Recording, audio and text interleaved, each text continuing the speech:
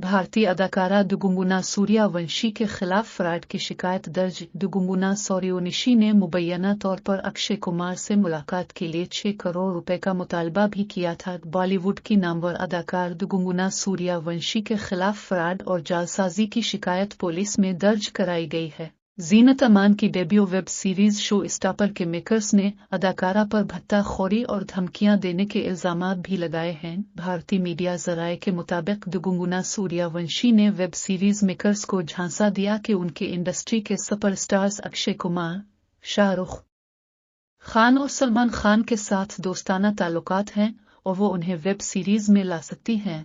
Show director के मुताबिक अदाकारा ने वो आईपैड भी हथिया लिया जिसमें वेब सीरीज की 16 किस्तें थीं और इसे वापस नहीं किया। पुलिस को दर्ज शिकायत के मुताबिक दुगुंगुना सूर्यवंशी ने मुबैना तौर पर अक्षय कुमार से मुलाकात के लिए 6 करोड़ रुपए का मुतालबा